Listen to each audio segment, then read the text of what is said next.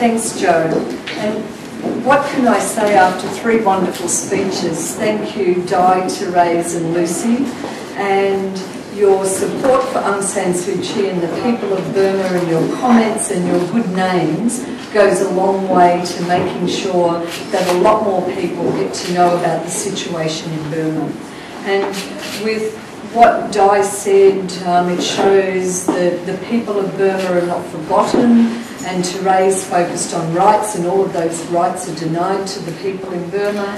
And Lucy saying we could have the UN Security Council refer the matter to a commission of inquiry. All of those things are all true, all need to happen, and much more. The Constitution is a sham indeed, Lucy. But what can I say about Aung San Suu Kyi on her birthday? You know, she's strong, she's courageous, she's humble, she's resolute, she's principled, she's kind, and she's also very funny. And when you get to know her, you'll get to know her sense of humour. And of course, that's hard to get to know that through how we see Sue and the comments that she has to make, because she's often talking about things that are not funny, that are not pretty, and about what's going on in Burma. But she's wonderfully inspiring, and she inspires the people. And I think just reading this, running these words over and over, says it all. When you're in Burma, people just call her the lady.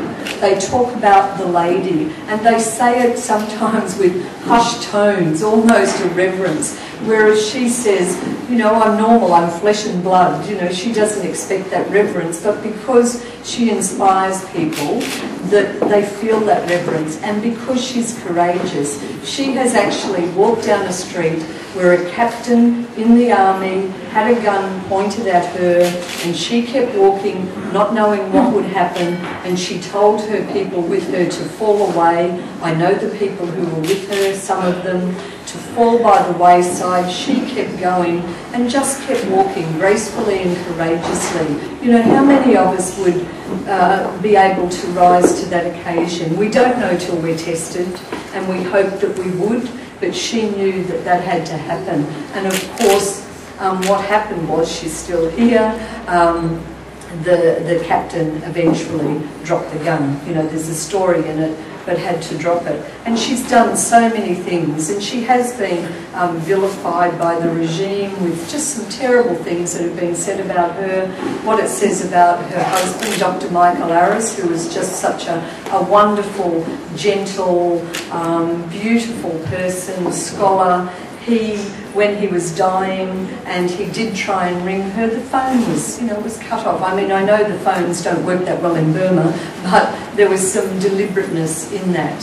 And so it's just been awful what she's been through. But when she married Michael, they did agree, and she said, one day if my country needs me, I will have to go.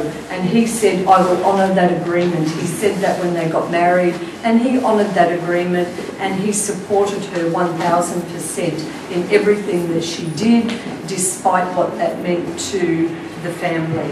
And what I can say about Suu Kyi, and I'll give you a quote from Bono. He says, Suu Kyi is a real hero in an age of, he called it phony phone. I'm not sure exactly what he means, but it's Bono's words. He said, in celebrity, phony phone in celebrity, which hands out that title to the most spoiled and underqualified. And look, it's clear what he's saying is, she really is a hero in the true sense of the word.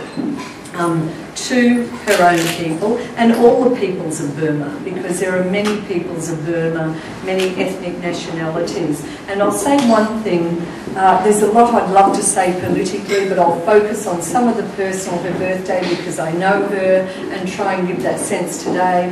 When she went back to Burma and she went to the Shwedagon Pagoda to speak, she went there as a national hero's daughter. Aung San, General Aung San, her father, who is one of the national heroes of Burma. And when she went there, you know, there was just tens of thousands of people went to hear her. They were curious, they wanted to hear. So she stepped up that day. her father's daughter, but she stepped away a leader of the people and peoples of Burma in her own right.